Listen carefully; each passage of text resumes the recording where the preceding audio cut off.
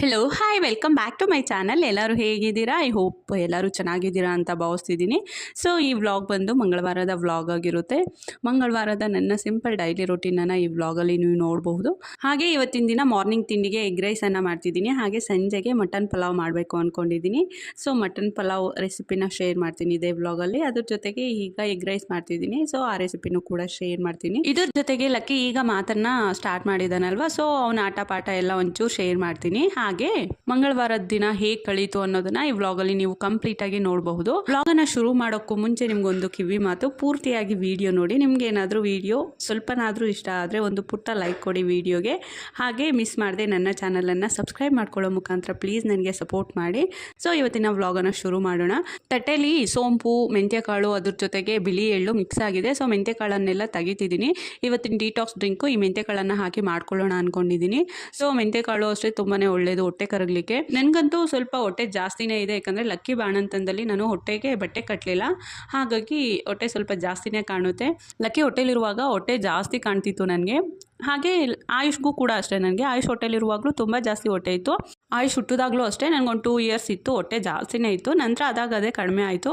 So ಅವನಿಗೂ ಕೂಡ ಅಂದರೆ ಆಯುಷ್ ಹುಟ್ಟಿದಾಗಲೂ ಕೂಡ ನಾನು ಹೊಟ್ಟೆಗೆ ಬಟ್ಟೆನ ಕಟ್ಟಿರಲಿಲ್ಲ. ಬಟ್ ಅದೇ ಹೊಟ್ಟೆ ಕರಗ್ತು. ಮತ್ತು ಡಯಟು ಕೂಡ ಮಾಡಲಿಲ್ಲ, ಎಕ್ಸಸೈಸು ಕೂಡ ಮಾಡಲಿಲ್ಲ. ಮತ್ತು ಈಗ ಕುಡಿತಿದ್ದೀನಲ್ವ ಡಿಟಾಕ್ಸ್ ಡ್ರಿಂಕು, ಆ ಥರದ್ದೇನು ಕುಡ್ದಿಲ್ಲ ನಾನು. ಆಗ ಬಿಸಿ ನೀರು ಸಹ ಕುಡಿತಿರ್ಲಿಲ್ಲ. ಬಟ್ ಅದೇ ಹೊಟ್ಟೆ ಕರಗ್ತಾ ಹೋಯಿತು.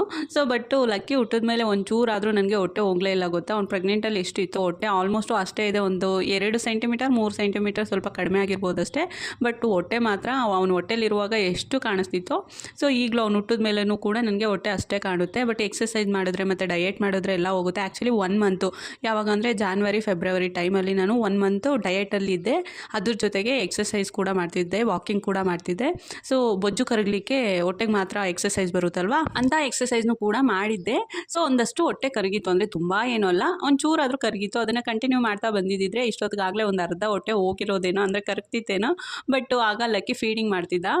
ಸೊ ತುಂಬಾ ಹೊಟ್ಟೆ ಹಸಿವಾಗ್ತಿತ್ತು ನನಗೆ, ಡಯಟೇ ಮಾಡ್ಲಿಕ್ಕೆ ಆಗ್ತಿರ್ಲಿಲ್ಲ. ಹಾಗಾಗಿ ನಾನು ಸ್ಟಾಪ್ ಮಾಡಿದೆ. ಅದ್ರ ಜೊತೆಗೆ ಈಗ ಬೇರೆ ಲಕ್ಕಿ ಫುಲ್ ತೀಟ್ಲೆ ಅಲ್ವಾ. ಸೊ ಅವನನ್ನು ಹಿಡಿಯೋದು, ಮನೆ ಕೆಲಸ ನನಗೆ ಇದೇ ಸರಿ ಹೋಗ್ತಿದೆ. ಅದ್ರ ಜೊತೆಗೆ ಎಕ್ಸಸೈಸು ಅದೆಲ್ಲ ಹೋದರೆ ಸ್ವಲ್ಪ ಕಷ್ಟ ಅನ್ನಿಸ್ತಿದೆ. ಹಾಗಾಗಿ ನಾನು ಎಕ್ಸಸೈಸ್ನು ಕೂಡ ಈಗ ಮಾಡ್ತಿಲ್ಲ. ಅದ್ರ ಜೊತೆಗೆ ಡಯಟು ಕೂಡ ಮಾಡ್ತಿಲ್ಲ. ಮನೇಲಿ ಇದ್ದಷ್ಟು ದಿನ ಸ್ವಲ್ಪ ಆರಾಮಾಗಿರಬೇಕು ಅಂದ್ಕೊಂಡಿದ್ದೀನಿ, ಈ ಡಯಟು ಎಕ್ಸಸೈಸ್ ಎಲ್ಲ ತಲೆಗೆ ಹಾಕೊಳ್ದೇನೆ. ಸೊ ಯಾಕಂದರೆ ಮತ್ತೆ ಸ್ಕೂಲ್ ಸ್ಟಾರ್ಟ್ ಆದಮೇಲೆ ಕೆಲ್ಸಕ್ಕೆ ಹೋಗಬೇಕು ಅಂದ್ಕೊಂಡಿದ್ದೀನಲ್ವ. ಕೆಲ್ಸಕ್ಕೆ ಹೋದರೆ ಅಂದರೆ ಈ ಟೀಚಿಂಗ್ ಕೆಲಸ ಸ್ವಲ್ಪ ನನಗೆ ಈ ಹೊಟ್ಟೆ ಕರಗಲಿಕ್ಕೆ ಮತ್ತು ಸಣ್ಣ ಆಗಲಿಕ್ಕೆಲ್ಲ ಹೆಲ್ಪ್ ಆಗುತ್ತೆ. ಯಾವ ರೀತಿ ಅಂದರೆ ಸ್ಕೂಲಲ್ಲಾದರೆ ಆಲ್ಮೋಸ್ಟು ಈ ಪಾಠ ಎಲ್ಲ ಮಾಡುವಾಗ ನಿಂತೇ ಇರ್ತೀವಿ, ಮತ್ತು ತುಂಬ ಜಾಸ್ತಿ ಓಡಾಡ್ತೀವಿ. ಆ ಕ್ಲಾಸಿಂದ ಈ ಕ್ಲಾಸ್ಗೆ, ಈ ಕ್ಲಾಸಿಂದ ಆ ಕ್ಲಾಸ್ಗೆ. ಅದ್ರ ಜೊತೆಗೆ ಪಾಠ ಮಾಡುವಾಗಲೂ ಅಷ್ಟೇ ಕ್ಲಾಸಲ್ಲೇ ಓಡಾಡ್ಕೊಂಡು ಮಾಡ್ತಿರ್ತೀವಿ. ಅದ್ರ ಜೊತೆಗೆ ಸ್ವಲ್ಪ ನೀರು ಕೂಡ ಜಾಸ್ತಿನೇ ಕುಡಿತೀನಿ. ಮತ್ತು ಈ ತಿಂಡಿ ತಿನ್ನೋದ್ರ ಬಗ್ಗೆ ಆಗಿರಲಿ, ಊಟದ ವಿಷಯವಾಗಿ ಅಷ್ಟೊಂದು ತಲೆಗೆ ಬರೋದಿಲ್ಲ. ಮೇಯ್ನಾಗಿ ಅಲ್ಲಿಗೆ ಹೋದರೆ ಪಾಠ ಮಾಡೋದು ಮತ್ತು ಕ್ಲಾಸ್ ವರ್ಕ್ಸು, ಹೋಮ್ ವರ್ಕ್ಸು ಇದನ್ನೆಲ್ಲ ಕರೆಕ್ಷನ್ ಮಾಡೋದು, ಆ ಬ್ಯುಸಿಯಲ್ಲಿ ಇರ್ತೀನಲ್ವ. ಸೊ ಹಾಗಾಗಿ ತಿಂಡಿನ ತಿನ್ಕೊಳ್ಳೋದು ಒಂದು ಸ್ವಲ್ಪ ಕಡಿಮೆ. ಬಟ್ ಈಗ ಮನೇಲಿ ಇದ್ದೀನಲ್ವ, ಮನೇಲಿ ಮಕ್ಕಳಿರೋದ್ರಿಂದ ಫ್ರೂಟ್ಸು ಮತ್ತು ತಿಂಡಿನೇ ಆಗಿರಲಿ ಸ್ಟಾಕ್ ಇರುತ್ತೆ. ಸೊ ಲಕ್ಕಿಗೆ ಆಯುಷ್ಗೆ ತಿಂಡಿನ ಕೊಡುವಾಗ ನಾನೊಂಚೂರು ಎತ್ತಿ ಬಾಯಿಗೆ ಹಾಕ್ಕೊಳ್ಳೋದು, ಮತ್ತು ಲಕ್ಕಿಗೆ ಆಯುಷ್ಗಿಬ್ರಿಗೂ ಕೂಡ ಫ್ರೂಟ್ಸ್ ಕಟ್ ಮಾಡಿಕೊಡುವಾಗ ನಾನು ಒಂಚೂರು ತಿನ್ಕೊಳ್ಳೋದು, ಈ ರೀತಿ ಆಗ್ತಾನೆ ಇರುತ್ತೆ. ಮತ್ತು ಊಟದ ವಿಷಯವಾಗಿಯೂ ಅಷ್ಟೇ ಸ್ವಲ್ಪ ಜಾಸ್ತಿನೇ ತಿನ್ಕೊಳ್ಳೋದು. ಅದರಲ್ಲೂ ಈ ನಾನ್ ವೆಜ್ ಮಾಡಿದ್ರೆ ಅಂತೂ ಒಂಚೂರು ಜಾಸ್ತಿನೇ, 1-2 ತುತ್ತು ಜಾಸ್ತಿನೇ ತಿಂತೀನಿ. ಸ್ಕೂಲ್ಗೆ ಹೋದರೆ ಸ್ವಲ್ಪ ಮಾರ್ನಿಂಗ್ ಬೇಗ ಹೋಗಬೇಕಲ್ವ, ಹರಿಬರಿಲಿ ಹೋಗ್ತೀವಿ. ಸೊ ಹೊಟ್ಟೆ ಕಟ್ತೀನಿ ನಾನು. ಸ್ಕೂಲ್ಗೆ ಹೋದರೆ ಅಂತೂ ಊಟದ ವಿಷಯವಾಗಿ ಹೊಟ್ಟೆ ಕಟ್ತೀನಿ. ಅದ್ರ ಜೊತೆಗೆ ಅದ್ರ ಬಗ್ಗೆ ಅಷ್ಟೊಂದಾಗಿ ಗಮನ ಇರೋದಿಲ್ಲ. ಹೀಗಾಗಿ ಇಷ್ಟೆಲ್ಲ ರೀಸನ್ಸ್ ಇರೋದ್ರಿಂದ ಸ್ಕೂಲ್ಗೆ ಹೋದರೆ ಪಕ್ಕ ನಾನು ಸಣ್ಣ ಆಗ್ತೀನಿ.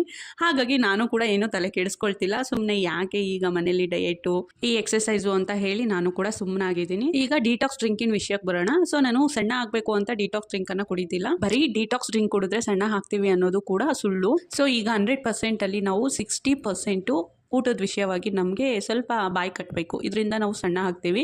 ಮೇಯ್ನಾಗಿ ನಾವು ಫುಡ್ನ ಯಾವ ರೀತಿ ತಿಂತಿದ್ದೀವಿ ಮತ್ತು ಯಾವ ಫುಡ್ನ ತಿಂತೀವಿ ಅನ್ನೋದ್ರ ಮೇಲೆ ನಾವು ಸಣ್ಣ ಆಗ್ತೀವಿ. ಅದ್ರ ಜೊತೆಗೆ 20% ಎಕ್ಸಸೈಸ್ ಇರಬೇಕು. ನಂತರ 10% ವಾಕಿಂಗು, 10% ಡಿಟಾಕ್ಸ್ ಡ್ರಿಂಕು ಸಹ ನಿಜವಾಗ್ಲೂ ಖಂಡಿತ ಹೆಲ್ಪ್ ಆಗುತ್ತೆ ಡಿಟಾಕ್ಸ್ ಡ್ರಿಂಕು ಸಣ್ಣ ಆಗಲಿಕ್ಕೆ. ಬಟ್ ಪೂರ್ತಿಯಾಗಿ ನಾವು ತೂಕ ಕಡಿಮೆ ಮಾಡಲಿಕ್ಕೆ ಡಿಟಾಕ್ಸ್ ಡ್ರಿಂಕು ಹೆಲ್ಪ್ ಆಗುತ್ತೆ ಅನ್ನೋದು ಮಾತ್ರ ಸುಳ್ಳು. ನಿಮ್ಮ ತಲೆಯಲ್ಲಿ ಇರಬೇಕಾಗಿರೋ ವಿಷಯ ಅಂದರೆ ತೂಕ ಕಡಿಮೆ ಆಗಲಿಕ್ಕೆ ಮೇಯ್ನಾಗಿ ಫುಡ್ ಕ್ವಾಂಟಿಟಿ ಆ್ಯಂಡ್ ಕ್ವಾಲಿಟಿ ಮತ್ತು ಟೈಮಿಂಗ್ಸು, ಇದು ಮೇಯ್ನಾಗಿರಬೇಕು. ಸೊ ಅದೇ ಮೇಯ್ನು ತೂಕ ಕಡಿಮೆ ಆಗಲಿಕ್ಕೆ. ಯಾಕಂದರೆ ನಾನು 1 ಮಂತು ಡಯಟ್ ಮಾಡಿದ್ದೆ ಮತ್ತು ತೂಕನೂ ಕೂಡ ಕಡಿಮೆ ಆಗಿದ್ದೆ ಅಂತ ಹೇಳಿದ್ನಲ್ವ. ಸೊ ನನ್ನ ಅನುಭವಕ್ಕೆ ಬಂದಿರೋದು ನಾನು ನಿಮಗೆ ಹೇಳ್ತಿರೋದು. ಸೊ ಆ ವಿಷಯ ಆಗಿರಲಿ, ನಾನು ಡಿಟಾಕ್ಸ್ ಡ್ರಿಂಕನ್ನು ಏನಕ್ಕೆ ಕುಡಿತಿರೋದು ಗೊತ್ತಾ? ಸೊ ನನಗೆ ಲಕ್ಕಿ ಹುಟ್ಟಿದ ಮೇಲೆ ಒಂದು 2 ಮಂತ್ಸ್ ಆದಮೇಲೆ ಈ ಹೊಟ್ಟೆ ಮತ್ತು ಎದೆ ಭಾಗ ಮಧ್ಯದಲ್ಲಿ ಹೊಟ್ಟೆ ನೋವಾಗ್ತಿತ್ತು. ಅದು ಹೊಟ್ಟೆನೂ ಅಂತ ಹೇಳಲಿಕ್ಕಾಗಲ್ಲ, ಎದೆನೂ ಅಂತ ಹೇಳಲಿಕ್ಕಾಗಲ್ಲ. ಮೇ ಬಿ ನಿಮ್ಗೆ ಅರ್ಥ ಆಗಿರುತ್ತೆ. ಆ ಪೋರ್ಷನ್ನಲ್ಲಿ ನನಗೆ ಆಗಾಗ ನೋವು ಕಾಣಿಸ್ಕೊಳ್ತಿತ್ತು. ಸೊ ಇದರಿಂದ ಬೆನ್ನೆಲ್ಲ ನೋವಾಗ್ತಿತ್ತು.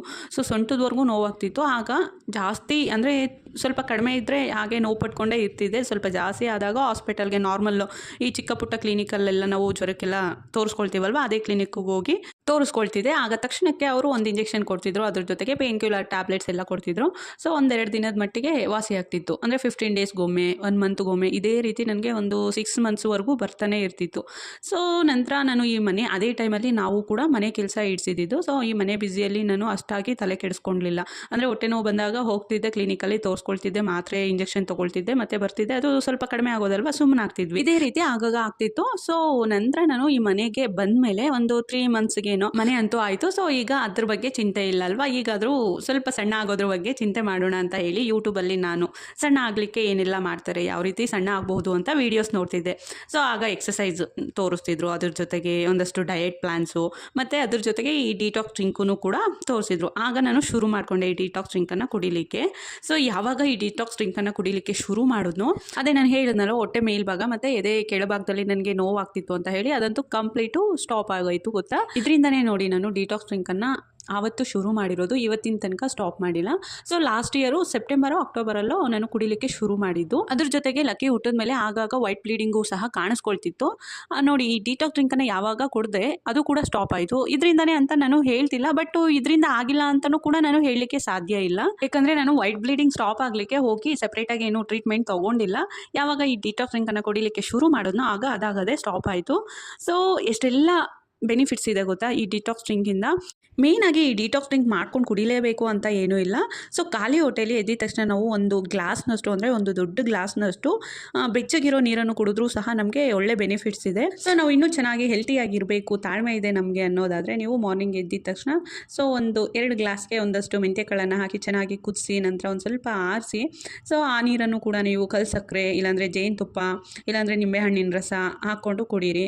ಮತ್ತೊಂದು ದಿನ ಜೀರಿಗೆ ಹಾಕ್ಕೊಂಡು ನೀರಿಗೆ ಅದನ್ನು ಕೂಡ ಕುದಿಸಿ ಆರಿಸಿ ಅದನ್ನು ಕೂಡ ಕುಡಿಬಹುದು. ಮತ್ತು ಸೋಂಪನ್ನು ಕೂಡ ನೀವು ಸೇರಿಸ್ಕೊಬೋದು. ಹಾಗೆ ಶುಂಠಿಯಲ್ಲೂ ಸಹ ನೀವು ಡಿಟಾಕ್ಸ್ ಡ್ರಿಂಕನ್ನು ಮಾಡ್ಕೊಂಡು ಕುಡಿಬಹುದು. ಮತ್ತು ಚಿಯಾ ಸೀಡ್ಸ್ ಅಂತ ಹೇಳಿದ್ನಲ್ವ, ಸೊ ನಿಮ್ಗೇನಾದರೂ ಏನೂ ಆಗಲಿಲ್ಲ ಅಂದರೆ ನನಗೆ ಸ್ಟಮಕ್ ಪೇನ್ ಬರುತ್ತೆ, ಹೊಟ್ಟೆ ನೋವು ಬರುತ್ತೆ ಚಿಯಾ ಸೀಡ್ಸಿಂದು ಡಿಟಾಕ್ಸ್ ಡ್ರಿಂಕ್ ಕುಡಿದ್ರೆ. ಹಾಗಾಗಿ ನಾನು ತಂದಿರೋದು ಒಂದು ಬಾಕ್ಸ್ ಫುಲ್ಲು ಹಾಗೆ ಎತ್ತಿಟ್ಟಿದ್ದೀನಿ. ಮತ್ತೊಂದು 2 ಸಲ ನೋಡ್ತೀನಿ, ಏನಾದರೂ ಹೊಟ್ಟೆ ನೋವು ಕಾಣಿಸ್ಕೊಳ್ಳಿಲ್ಲ ಅಂದರೆ ಕುಡಿತೀನಿ, ಕಂಟಿನ್ಯೂ ಮಾಡ್ತೀನಿ, ಇಲ್ಲಾಂದರೆ ಅದನ್ನು ತೆಗೆದು ಆಚೆ ಬಿಸಾಡ್ತೀನಿ. ಸೊ ಇಷ್ಟು ಹೇಳಿದ್ನಲ್ವ ಡಿಟಾಕ್ಸ್ ಡ್ರಿಂಕು. ನಿಮಗೂ ಇನ್ನೂ ಏನಾದರೂ ಡಿಟಾಕ್ಸ್ ಡ್ರಿಂಕಿನ ಬಗ್ಗೆ ತಿಳ್ಕೊಬೇಕಂದ್ರೆ ಗೂಗಲಲ್ಲಿ ಸರ್ಚ್ ಮಾಡಿ, ಬೇಕಾದಷ್ಟು ವೀಡಿಯೋಸ್ ಬರುತ್ತೆ. ಅದ್ರ ಬಗ್ಗೆ ತಿಳ್ಕೊಂಡು ನೀವು ಕೂಡ ನಾಳೆಯಿಂದಲೇ ಡಿಟಾಕ್ಸ್ ಡ್ರಿಂಕನ್ನು ಮರೀದೇ ಕುಡಿಲಿಕ್ಕೆ ಶುರು ಮಾಡಿ. ಈ ಡಿಟಾಕ್ಸ್ ಡ್ರಿಂಕು, ಈ ಹೊಟ್ಟೆ ಕರಗೋದು, ಇದ್ರ ಬಗ್ಗೆ ಎಲ್ಲ ಮಾತಾಡಿಕೊಂಡು ನೋಡಿ, ನಾನು ರೆಸಿಪಿನೇ ಶೇರ್ ಮಾಡಿಲ್ಲ, ಎಗ್ ರೈಸ್ ಮಾಡಿದ್ದೆ ಅಲ್ವಾ. ಸೊ ಮತ್ತೊಂದು ಸಲ ಯಾವಾಗಲಾದರೂ ಎಗ್ ರೈಸ್ನ ನಾನು ಶೇರ್ ಮಾಡ್ತೀನಿ ಆ ರೆಸಿಪಿನ.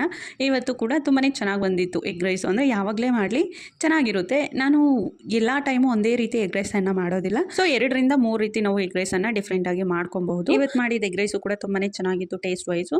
ಸೊ ಸಪ್ರೇಟಾಗಿ ನಾನು ಎಗ್ ಬುರ್ಜಿಯನ್ನು ತೊಗೊಂಡೆ ಅಲ್ವಾ, ಅಂದರೆ ಉಪ್ಪು ಖಾರ ಹಾಕ್ತಿರೋ ಮುಂಚೆ ಒಂದು ಸ್ವಲ್ಪ ತೊಗೊಂಡೆ ಅಲ್ವಾ, ಅದು ಲಕ್ಕಿಗೋಸ್ಕರ ತೊಗೊಂಡಿದ್ದು. ಸಪ್ರೇಟಾಗಿ ವೈಟ್ ರೈಸನ್ನು ಕಲಸಿ ಕೊಡೋಣ ಅಂತ ಹೇಳಿ. ಯಾಕಂದರೆ ಎಗ್ ರೈಸು ನಮ್ಮ ಮನೇಲಿ ಒಂಚೂರು ಸ್ಪೈಸಿ ಆಗಿರಬೇಕು, ಸ್ವಲ್ಪ ಖಾರ ಇದ್ರೇ ತಿನ್ನಲಿಕ್ಕೆ ಚೆಂದ. ಹಾಗಾಗಿ ಉಪ್ಪು ಖಾರ ಹಾಕೋದಕ್ಕೂ ಮುಂಚೆ ಲಕ್ಕಿಗೋಸ್ಕರ ಒಂದು ಸ್ವಲ್ಪ ಎಗ್ ಬುರ್ಜಿಯನ್ನು ತೊಗೊಂಡೆ. ನಂತರ ಲಾಸ್ಟಿಗೆ ಒಂದು ಸ್ವಲ್ಪ ಉಪ್ಪು ಖಾರ ಎಲ್ಲ ಮಿಕ್ಸ್ ಮಾಡಿದ್ಮೇಲೆ ನಾನು ಒಂಚೂರು ತೊಗೊಂಡೆ ಅಲ್ವಾ. ಆ್ಯಕ್ಚುಲಿ ಏನಕ್ಕೆ ತೊಗೊಂಡಿರೋದು ಅಂದರೆ ರಾತ್ರಿದು ಒಂದು ಸ್ವಲ್ಪ ವೈಟ್ ರೈಸ್ ಉಳಿದಿದೆ, ಹಾಗಾಗಿ ಅದಕ್ಕೆ ಹಾಕ್ಕೊಂಡು ಕಲಿಸ್ಕೊಂಡು ತಿನ್ನೋಣ ಅಂತ ಹೇಳಿ ನಾನು ಸಪ್ರೇಟಾಗಿ ತೆಗೆದಿಟ್ಟೆ. ಮತ್ತು ಬಿಸಿ ಅನ್ನಕ್ಕೆ ಉಳಿದಿರೋ ಎಗ್ ಬುರ್ಜಿಯನ್ನು ಹಾಕಿ ಮಿಕ್ಸ್ ಮಾಡಿ ನಮ್ಮ ಯಜಮಾನ್ರಿಗೆ ಮತ್ತು ಆಯುಷ್ಗೆ ಕೊಟ್ಟೆ. ಹಾಗೆ ಇವತ್ತು ಸೋಂಪು ಮತ್ತು ಮೆಂತ್ಯ ಎರಡೂ ಕೂಡ ಹಾಕಿ ನಾನು ಡಿಟಾಕ್ಸ್ ಡ್ರಿಂಕನ್ನು ರೆಡಿ ಮಾಡ್ಕೊಂಡಿದ್ದೀನಿ. ಸೊ ಅದನ್ನು ಒಂದು ಗ್ಲಾಸ್ಗೆ ಹಾಕ್ಕೊಂಡು ಬಂದು ಕುಡಿತಿದ್ದೀನಿ. ಅದ್ರ ಜೊತೆಗೆ ಲಕ್ಕಿಗೂ ಕೂಡ ಹಾಲನ್ನು ಕಾಯಿಸಿ ಸೊ ಅದನ್ನು ಕೂಡ ಬಾಟಲ್ಗೆ ಹಾಕಿ ತೊಗೊಂಬಂದಿದ್ದೀನಿ. ಲಕ್ಕಿಗೂ ಕೂಡ ಹಾಲನ್ನು ಕುಡಿಸ್ಬೇಕು. ನಮ್ಮ ಲಕ್ಕಿ ಪುಟಾಣಿ ನೋಡಿ ಏನು ಮಾಡ್ತಿದ್ದಾನೆ, ಇಂಟ್ರೆಸ್ಟಾಗಿ ಟಿ ವಿ ನೋಡ್ತಿದ್ದಾನೆ. ಇಂಟ್ರೆಸ್ಟಾಗಿ ಟಿ ವಿ ಏನು ಗೊತ್ತಾ ನೋಡ್ತಿರೋದು, ನಾನು ಹಾಲಿನ ಬಾಟ್ಲ್ ಇಟ್ಕೊಂಬಂದೆ ಅಲ್ವಾ, ನನ್ನ ಕಡೆ ನೋಡ್ದೇನೆ ಬರೀ ಟಿ ವಿ ಕಡೆನೇ ನೋಡ್ತಿದ್ದಾನೆ. ಕರೆದ್ರೂ ಅವನಿಗೆ ಕಿವಿ ಕೇಳ್ತಿಲ್ಲ. ಈಗ ಖುಷಿ ಏನು ನೋಡ್ತಿದ್ಯಾ ಮಗನೇ? ಏನು ನೋಡ್ತಿದ್ಯಾ ಚಿನಿ? ಖುಷಿ ಮಗನೇ, ಖುಷಿ ಲಕ್ಕಿ ಈ ಕಡೆ ನೋಡ. ಏಯ್ ಏಯ್ ಕಳ್ಳ, ಏನು ನೋಡ್ತಿದ್ಯದ ಖುಷಿ? ಹಾಂ, ಇವತ್ತು ನಮ್ಮ ಲಕ್ಕಿ ಒಂದು ಸ್ವಲ್ಪ ಲೇಟಾಗಿ ಎದ್ದಿದ್ದಕ್ಕೆ ಮನೆಯೆಲ್ಲ ಎಷ್ಟು ಕ್ಲೀನಾಗಿದೆ ನೋಡಿ. ಖುಷಿ, ನೀನು ಯಾವಾಗಲೂ ಡೈಲಿ ಲೇಟಾಗಿ ಎದ್ದೇಳು ಮಗನೆ. ಚಿನ್ನಾರಿ, ಅದರಲ್ಲಿ ಏನಿದೆ ಮಗನೆ? ಕೊಡು, ಇದಕ್ಕೆ ಹಾಕ್ತೀನಿ, ಕುಡಿ. ಕುಡಿ ಕುಡಿ ಮಗನೆ, ಹಾಲು. ಕುಡಿ ಮಗನೆ, ಕುಡಿ. ಹಾಂ, ಏನಮ್ಮ?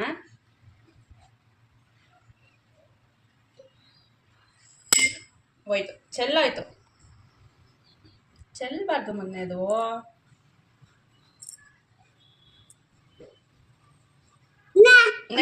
ಹಾಕ್ತೀನಿ, ಕುಡಿ ಮಗನೆ. ಕುಡಿ, ಎತ್ಕೊಂಡ್ ಕುಡಿ. ಓ, ಎತ್ಕೋ ಖುಷಿ. ಕೈಗೆ ಎತ್ಕೋ, ಗ್ಲಾಸ್ ಕೈಗೆ ಎತ್ಕೋ. ಕುಡಿ. ಯಾಕೆ? ಕುಡಿ ಅಮ್ಮ. ಗುಡ್ ಬಾಯ್ ಅಮ್ಮ ನೀನು. ಅಮ್ಮ ನೀನು ಗುಡ್ ಬಾಯ್. ಅದೇನ್ ಮಾಡ್ತಿದ್ಯಾ ಲಕ್ಕಿ ನೀನು? ಖುಷಿ, ಅದೇನ್ ಮಾಡ್ತಿದ್ಯಾ?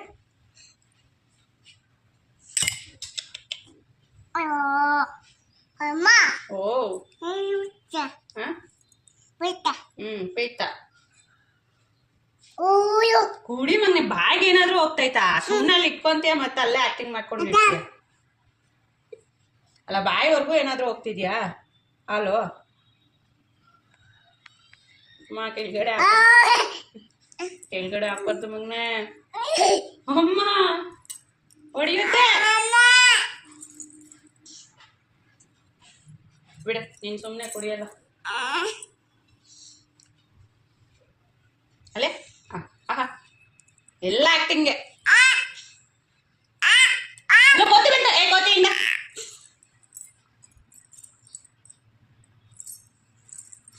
ಅಲ್ಲಿ ನೋಡು, ಕೋತಿ ಬಂತು ನೋಡಿ. ಟಿವಿಯಲ್ಲಿ ನೋಡ್ಕೋತಿ, ಟಿವಿಲಿ ನೋಡ್ಕೋತಿ.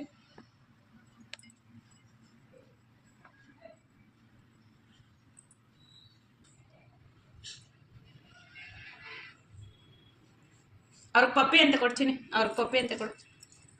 ನಮ್ಮ ಲಕ್ಕಿಗೆ ಆ ಗ್ಲಾಸ್ ತುಂಬ ಬರೀ ನೀರು ಕೊಟ್ಟಿದ್ದಿದ್ರೆ ಆರಾಮಾಗಿ ಹೊಟ್ಟೆ ತುಂಬ ನೀರು ಕುಡಿತಿದ್ದ. ಬಟ್ ಹಾಲಲ್ವಾ, ಅವ್ನಿಗೆ ಅಲರ್ಜಿ. ಮಾರ್ನಿಂಗ್ ನಾನು ವೀಡಿಯೋ ಇಷ್ಟೇ ಶೂಟ್ ಮಾಡಿದ್ದು. ಸೊ ಇದು ಬಂದು ನೈಟು 7 ಗಂಟೆ ಆಗಿದೆ. ಈಗ ನಾನು ವೀಡಿಯೋವನ್ನು ಮಾಡ್ತಿದ್ದೀನಿ. ಇಲ್ಲಿ ನೋಡಿ, ಇವತ್ತು ಮಟನ್ ತರಿಸಿದ್ದೀನಿ. ಮಟನ್ ಪಲಾವ್ ಮಾಡ್ತೀನಿ ಅಂತ ಹೇಳಿದ್ನಲ್ವ. ಸೊ ಇವತ್ತು ಮಟನ್ ಪಲಾವನ್ನು ಮಾಡ್ತಿದ್ದೀನಿ. ಈಗ ಮಟನ್ ಪಲಾವ್ ಮಾಡಲಿಕ್ಕೆ ನಾನು ಸಪ್ರೇಟಾಗಿ ಇವತ್ತು ಕೊತ್ತಂಬರಿ ಪುದೀನ ಪೇಸ್ಟನ್ನು ಮಾಡ್ಕೊಂಡಿದ್ದೀನಿ, ಮತ್ತು ಕಾಯನ್ನು ಕೂಡ ಪೇಸ್ಟ್ ಮಾಡ್ಕೊಂಡಿದ್ದೀನಿ. ಹಾಗೆ ಹಸಿಮೆಣಸಿನ್ಕಾಯಿ ಪೇಸ್ಟನ್ನು ಮಾಡ್ಕೊಂಡಿದ್ದೀನಿ, ಮತ್ತು ಬೆಳ್ಳುಳ್ಳಿ ಶುಂಠಿದು ಪೇಸ್ಟ್ ಮಾಡ್ಕೊಂಡಿದ್ದೀನಿ.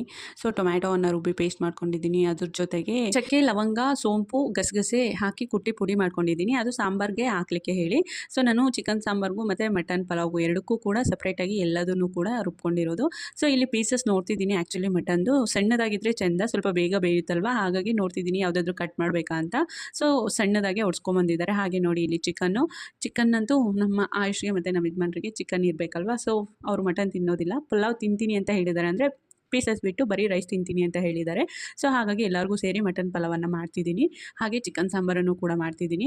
ಮಟನ್ ಪಲಾವ್ ಮಾಡಲಿಕ್ಕೆ ಕುಕ್ಕರ್ನ ಇಟ್ಟು ಕುಕ್ಕರ್ಗೆ ಎಣ್ಣೆ ಹಾಕ್ತೆ. ಎಣ್ಣೆ ಸ್ವಲ್ಪ ಬಿಸಿ ಆದ ನಂತರ ಸ್ಪೈಸಸ್ನ ಹಾಕಿದ್ದೀನಿ. ಓಲ್ ಸ್ಪೈಸಸ್ಸು, ಬಿರಿಯಾನಿಗೆ ನಾವೇನೆಲ್ಲ ಹಾಕ್ತೀವೋ ಅದನ್ನೇ ಹಾಕಿರೋದು. ಸೊ ಅದೊಂಚೂರು ಫ್ರೈ ಆದ ನಂತರ ಈರುಳ್ಳಿ ಹಾಕಿ ಬಾಡಿಸ್ಕೊಳ್ತಿದ್ದೀನಿ. ಈರುಳ್ಳಿ ಸ್ವಲ್ಪ ಟೈಮ್ ಹಿಡಿಯುತ್ತೆ, ಯಾಕಂದರೆ ಬ್ರೌನ್ ಕಲರ್ ಆಗೋ ತನಕ ಚೆನ್ನಾಗಿ ಫ್ರೈ ಆಗಬೇಕು ಬಿರಿಯಾನಿಗೆ, ಆಗಲೇ ಬಿರಿಯಾನಿ ಟೇಸ್ಟ್ ಚೆನ್ನಾಗಿರೋದು. ಆ ಕಡೆ ಈರುಳ್ಳಿ ಫ್ರೈ ಆಗೋಷ್ಟರಲ್ಲಿ ಈ ಕಡೆ ಚಿಕನ್ ಸಾಂಬಾರ್ಗೆ ಬಾಣಲೆಗೆ ಸ್ವಲ್ಪ ಎಣ್ಣೆ ಹಾಕಿ, ಎಣ್ಣೆ ಬಿಸಿ ಆದ ನಂತರ ಈರುಳ್ಳಿ ಹಾಕಿ, ಈರುಳ್ಳಿ ಬಾಡಿಸ್ಕೊಂಡು ಚಿಕನ್ ಪೀಸಸ್ನ ಹಾಕಿ, ಅದಕ್ಕೆ ಅರಿಶಿನ ಕೂಡ ಹಾಕಿ ಮಿಕ್ಸ್ ಮಾಡಿ ಇಟ್ಟಿದ್ದೀನಿ. ಸೊ ಅದೊಂಚೂರು ಫ್ರೈ ಆಗಲಿ ಎಣ್ಣೆಲಿ ಚಿಕನ್ ಪೀಸಸ್ಸು. ಅಷ್ಟರಲ್ಲಿ ನೋಡಿ, ಈರುಳ್ಳಿ ಈ ಕಡೆ ಫ್ರೈ ಆಗಿದೆ ಅಲ್ವಾ, ಇದಕ್ಕೆ ಶುಂಠಿ ಬೆಳ್ಳುಳ್ಳಿ ಪೇಸ್ಟನ್ನು ಹಾಕ್ಕೊಂಡಿದ್ದೀನಿ. ಸೊ ಶುಂಠಿ ಬೆಳ್ಳುಳ್ಳಿ ಪೇಸ್ಟು ಸ್ವಲ್ಪ ಹಸಿ ವಾಸನೆ ಹೋಗೋ ತನಕ ಚೆನ್ನಾಗಿ ಹುರ್ಕೊಬೇಕು. 1-2 ನಿಮಿಷ ಚೆನ್ನಾಗಿ ಹುರ್ಕೊಂಡ್ಮೇಲೆ ಚಕ್ಕೆ, ಲವಂಗ, ಸೋಂಪು ಮತ್ತು ಗಸಗಸೆ ಹಾಕಿ ಕುಟ್ಟಿ ಪುಡಿ ಮಾಡ್ಕೊಂಡಿದ್ನಲ್ವ. ಆ್ಯಕ್ಚುಲಿ ಇದು ಚಿಕನ್ ಸಾಂಬಾರ್ಗಂತ ಕುಟ್ಟಿ ಪುಡಿ ಮಾಡ್ಕೊಂಡಿದ್ದು. ಸೊ ಇದಕ್ಕೂ ಕೂಡ 1-2 ಪಿಂಚ್ ಆದಷ್ಟು ಹಾಕ್ತಿದ್ದೀನಿ, ತುಂಬ ಜಾಸ್ತಿ ಏನೂ ಹಾಕ್ತಿಲ್ಲ. ಸೊ ಅದಾದ ನಂತರ ನಾನಿಲ್ಲಿ ಕಾಯಿ ರುಬ್ಕೊಂಡಿದ್ನಲ್ವ, ಹಸಿಕಾಯಿ, ಅದನ್ನು ಕೂಡ ಒಂದು 4 ಟೇಬಲ್ ಸ್ಪೂನ್ ಆದಷ್ಟು ಹಾಕ್ತಿದ್ದೀನಿ. ಸೊ ಇದೊಂದು 2 ನಿಮಿಷ ಚೆನ್ನಾಗಿ ಫ್ರೈ ಆಗಬೇಕು. ನಂತರ ಕೊತ್ತಂಬರಿ ಪುದೀನ ಪೇಸ್ಟನ್ನು ಹಾಕ್ಕೊಳ್ತಿದ್ದೀನಿ. ಅದೊಂದು 2 ಟೇಬಲ್ ಸ್ಪೂನ್ ಆದಷ್ಟು ಹಾಕ್ಕೊಂಡಿದ್ದೀನಿ. ನಂತರ ನಾನಿಲ್ಲಿ ಟೊಮ್ಯಾಟೊ ಪೇಸ್ಟನ್ನು ಹಾಕ್ಕೊಳ್ತಿದ್ದೀನಿ. ಅದೊಂದು 1.5 ಟೇಬಲ್ ಸ್ಪೂನ್ ಆದಷ್ಟು ಟೊಮ್ಯಾಟೊ ಪೇಸ್ಟನ್ನು ಹಾಕ್ಕೊಂಡು ಚೆನ್ನಾಗಿ ಹುರ್ಕೊಳ್ತಿದ್ದೀನಿ. ಅದೊಂದು 2 ನಿಮಿಷ ಚೆನ್ನಾಗಿ ಫ್ರೈ ಆದ ನಂತರ ನಾನಿಲ್ಲಿ ಹಸಿಮೆಣಸಿನ್ಕಾಯಿ ಪೇಸ್ಟನ್ನು ಹಾಕ್ಕೊಳ್ತಿದ್ದೀನಿ. ಸೊ ನಾನು ಖಾರಕ್ಕೆ ಹಸಿಮೆಣಸಿನ್ಕಾಯನ್ನೇ ಯೂಸ್ ಮಾಡ್ತಿರೋದು, ಖಾರದ ಪುಡಿ ಏನೂ ಯೂಸ್ ಮಾಡ್ತಿಲ್ಲ. ಆ್ಯಕ್ಚುಲಿ ಮಟನ್ ಪಲಾವ್ ಗ್ರೀನ್ ಕಲರಲ್ಲಿ ಇದ್ರೇ ಚೆಂದ ಅಲ್ವಾ. ಸೊ ಹಾಗೆ ಸ್ವಲ್ಪ ಅರಿಶಿನ ಮತ್ತು ಧನಿಯಾ ಪುಡಿಯನ್ನು ಹಾಕ್ಕೊಳ್ತಿದ್ದೀನಿ. ನೋಡಿ, ಗ್ರೀನ್ ಕಲರ್ ಮಸಾಲೆ ಮಸಾಲ ಎಷ್ಟು ಚೆನ್ನಾಗಿ ಬಂದಿದೆ ಅಲ್ವಾ. ಈಗ ಇದಕ್ಕೆ ಒಂದು ಪ್ಲೇಟ್ನ ಕ್ಲೋಸ್ ಮಾಡಿ 5 ನಿಮಿಷ ಲೋ ಫ್ಲೇಮ್ನಲ್ಲೇ ಚೆನ್ನಾಗಿ ಹುರ್ಕೊಬೇಕು, ಎಣ್ಣೆ ಎಲ್ಲ ಬಿಟ್ಕೊಳ್ಳುತ್ತೆ. ಸೊ ಮಸಾಲ ಘಮ ತುಂಬಾ ಚೆಂದ ಬರ್ತಿರುತ್ತೆ. ಒಂದು 5 ನಿಮಿಷ ಚೆನ್ನಾಗಿ ಎಣ್ಣೆಲಿ ಹುರಿದ್ಮೇಲೆ ನಂತರ ನಾನಿಲ್ಲಿ ಪೀಸಸ್ನ ಹಾಕ್ಕೊಳ್ತಿದ್ದೀನಿ, ಮಟನ್ ಪೀಸಸ್ನ. ಸೊ ಮಟನ್ ಪೀಸಸ್ನ ಹಾಕ್ಕೊಂಡು ಚೆನ್ನಾಗಿ ಮಿಕ್ಸ್ ಮಾಡ್ಕೊಳ್ತಿದ್ದೀನಿ. ಮತ್ತೊಂದು ಸಲ ಪ್ಲೇಟ್ನ ಕ್ಲೋಸ್ ಮಾಡಿ ಒಂದು 5 ನಿಮಿಷ ಹುರ್ಕೊಳ್ಳೋಣ. ಆ ಪೀಸಸ್ಗೆಲ್ಲ ಮಸಾಲೆ ಹಿಡಿಯುತ್ತೆ. ಸೊ ಅದೊಂಚೂರು ಫ್ರೈ ಆಗ್ತಿರಲಿ, ಅಷ್ಟರಲ್ಲಿ ಚಿಕನ್ಗೆ ರುಬ್ಬಿ ಇಟ್ಕೊಂಡಿದ್ವಲ್ವ ಟೊಮ್ಯಾಟೊ ಪೇಸ್ಟು, ಕಾಯಿ, ಶುಂಠಿ ಬೆಳ್ಳುಳ್ಳಿ ಅದನ್ನೆಲ್ಲ ಸೇರಿಸ್ಕೊಳ್ತಿದ್ದೀನಿ. ಅದ್ರ ಜೊತೆಗೆ ಖಾರದ ಪುಡಿ, ಧನಿಯಾ ಪುಡಿ, ಅರಿಶಿಣದ ಪುಡಿ ಹಾಗೆ ಚಿಕನ್ ಮಸಾಲ ಪುಡಿಯನ್ನು ಕೂಡ ಸೇರಿಸಿ ಮಿಕ್ಸ್ ಮಾಡಿ ಇಡ್ತಿದ್ದೀನಿ. ಹಾಗೆ ಲಕ್ಕಿಗೆ ಮುದ್ದೆ ಮಾಡೋಣ ಅಂತ ಹೇಳಿ ಬೆಳಗ್ಗೆದೊಂದು ಸ್ವಲ್ಪ ಅನ್ನ ಉಳಿದಿತ್ತು. ಸೊ ಅನ್ನನ ಹಾಕಿ ಮುದ್ದೆ ಮಾಡ್ತಿದ್ದೀನಿ ಲಕ್ಕಿಗೆ ಮತ್ತು ನನಗೆ. ಒಂದು ಮುದ್ದೆ ಆದರೆ ಸಾಕಾಗುತ್ತೆ. ಮಟನ್ ಪೀಸಸ್ಗೆಲ್ಲ ಮಸಾಲೆ ಹಿಡ್ದಿರುತ್ತೆ. ಸೊ ಈಗ 1 ಗ್ಲಾಸ್ನಷ್ಟು ನೀರನ್ನು ಹಾಕಿ 3 ವಿಸಿಲನ್ನು ಕೂಗಿಸ್ಕೊಳ್ತಿದ್ದೀನಿ. ಮಟನ್ ಬೇಯಿಸ್ಕೊಬೇಕಲ್ವ, ಸೊ ಹಾಗಾಗಿ 3 ವಿಸಿಲನ್ನು ಕೂಗಿಸ್ಕೊಳ್ತಿದ್ದೀನಿ. ಹಾಗೆ ಒಂದು ಕಡೆ ಚಿಕನ್ ಸಾಂಬಾರು ಆಗ್ತಿದೆ, ಮತ್ತೊಂದು ಕಡೆ ಮುದ್ದೆನೂ ಕೂಡ ತೊಳಿಸಿದ್ದೀನಿ. ಮುದ್ದೆ ಕಟ್ಕೊಬೇಕಷ್ಟೇ. ನೋಡಿ 3 ವಿಸಿಲ್ ಕೂಗಿದೆ. ಈಗ ನಾನು ನೀರನ್ನು ಹಾಕ್ಕೊಳ್ತಿದ್ದೀನಿ. ಸೊ ನೋಡಿಕೊಂಡು ಅಕ್ಕಿ ಪ್ರಮಾಣಕ್ಕೆ ಎಷ್ಟು ಬೇಕೋ ಅಷ್ಟು ನೀರನ್ನು ಹಾಕ್ಕೊಂಡು ಅದಕ್ಕೆ ಕೊತ್ತಂಬರಿ ಸೊಪ್ಪು ಸ್ವಲ್ಪ ಹಾಕ್ಕೊಂಡು ನೀರು ಕುದಿ ಬಂದಮೇಲೆ ನಾನಿಲ್ಲಿ ಅಕ್ಕಿಯನ್ನು ಹಾಕ್ಕೊಳ್ತಿದ್ದೀನಿ. ಸೊ ಅಕ್ಕಿ ಹಾಕಿದ ನಂತರ ನಾನು ಎಲ್ಲೂ ಉಪ್ಪನ್ನು ಯೂಸ್ ಮಾಡಿಲ್ಲ. ಸೊ ಹಾಗಾಗಿ ಈಗ ರುಚಿಗೆ ತಕ್ಕಷ್ಟು ಉಪ್ಪನ್ನು ಕೂಡ ಸೇರಿಸಿ ನಾನು ಒಂದು ಪ್ಲೇಟ್ನ ಕ್ಲೋಸ್ ಮಾಡಿ ಅರ್ಧ ಭಾಗ ಬೇಯಿಸ್ಕೊಂಡೆ ಅನ್ನನ. ನಂತರ ಲಿಡ್ನ ಕ್ಲೋಸ್ ಮಾಡಿ 1 ವಿಸಿಲ್ ಕೂಗಿಸ್ಕೊಂಡೆ. ನೋಡಿ ಭರ್ಜರಿಯಾಗಿ ಮಟನ್ ಪಲಾವ್ ರೆಡಿಯಾಗಿದೆ. ಸೊ ಕಲರ್ ಆ್ಯಕ್ಚುಲಿ ಗ್ರೀನ್ ಕಲರಲ್ಲಿದೆ, ಬಟ್ ಕರೆಂಟ್ ಹೋಗಿದೆ, ಹಾಗಾಗಿ ಮೊಬೈಲ್ ಫೋನಲ್ಲಿ ಟಾರ್ಚ್ ಲೈಟಿಂದನೇ ನಾನು ವೀಡಿಯೋ ಮಾಡ್ತಿರೋದು. ಸ್ವಲ್ಪ ಕಲರ್ ಶೇಡಾಗಿ ಕಾಣಿಸ್ತಿದೆ ಅಷ್ಟೇ. ನಮ್ಮ ಮನೇಲಿ ಮಟನ್ ಪಲಾವನ್ನು ಇದು ಸೆಕೆಂಡ್ ಟೈಮ್ ಅಷ್ಟೇ ಮಾಡ್ತಿರೋದು. ಫಸ್ಟ್ ಟೈಮ್ ಒಂದು 4 ವರ್ಷದಿಂದ ಬಾಡಿಗೆ ಮನೇಲಿ ಇದ್ವಿ, ಅಲ್ಲಿ ಮಾಡಿದೆ. ಸೊ ಆಗಲೂ ಕೂಡ ಚೆನ್ನಾಗಿ ಬಂದಿತ್ತು, ಮತ್ತು ಇವತ್ತು ಕೂಡ ಚೆನ್ನಾಗಿತ್ತು ಟೇಸ್ಟು. ಬಟ್ ನಾವು ಯಾವಾಗಲೂ ಚಿಕನ್ ಬಿರಿಯಾನಿ ತಿಂತಿರ್ತೀವಲ್ವ, ಚಿಕನ್ ಬಿರಿಯಾನಿ ತಿಂದು ಚಿಕನ್ ಬಿರಿಯಾನಿ ಮೋಸ್ಟ್ ಫೇವ್ರೇಟ್ ಆಗಿರುತ್ತೆ. ಮಟನ್ ಪಲಾವ್ ಸ್ವಲ್ಪ ಕಡಿಮೆ ಅನಿಸುತ್ತೆ ಟೇಸ್ಟು ಕೂಡ. 3 ಮಂತ್ಸ್ಗೆ ಒಂದ್ಸಲ ಅಂದರೆ ಮಟನ್ ಪಲಾವ್ ಚೆನ್ನಾಗಿರುತ್ತೆ. ಸೊ ವೀಕ್ಲಿ ಏನಾದರೂ ಬಿರಿಯಾನಿನೋ ಪಲಾವ್ ತಿನ್ನಬೇಕು ಅಂದರೆ ಚಿಕನಲ್ಲಿ ಮಾಡ್ಕೊಂಡು ತಿನ್ನಬೇಕು. ಯಾಕಂದರೆ ನಾವು ಚಿಕನ್ ಜಾಸ್ತಿ ತಿಂತೀವಿ. ಸೊ ಹಾಗಾಗಿ ನಮಗೆ ಚಿಕನ್ ಟೇಸ್ಟೇ ಇಷ್ಟ ಈ ಮಟನ್ ಟೇಸ್ಟ್ಗಿಂತ. ಸೊ ಇದಿಷ್ಟು ಇವತ್ತಿನ ವ್ಲಾಗ್ ಆಗಿರುತ್ತೆ. ಐ ಹೋಪ್ ಎಲ್ಲರಿಗೂ ಸಹ ಈ ವ್ಲಾಗ್ ಇಷ್ಟ ಆಗಿರುತ್ತೆ ಅಂತ ಭಾವಿಸ್ತಿದ್ದೀನಿ. ಯಾರಿಗೆಲ್ಲ ಈ ವ್ಲಾಗ್ ಇಷ್ಟ ಆಗಿದೆಯೋ ಹಾಗೆ ಮಿಸ್ ಮಾಡದೆ ವಿಡಿಯೋಗೆ ಒಂದು ಪುಟ್ಟ ಲೈಕ್ ಕೊಡಿ. ಮರೀದೆ ನನ್ನ ಚಾನಲನ್ನು ಸಬ್ಸ್ಕ್ರೈಬ್ ಮಾಡ್ಕೊಳ್ಳೋ ಮುಖಾಂತರ ಪ್ಲೀಸ್ ನನಗೆ ಸಪೋರ್ಟ್ ಮಾಡಿ. ಎಲ್ಲರಿಗೂ ಕೂಡ ಥ್ಯಾಂಕ್ ಯು.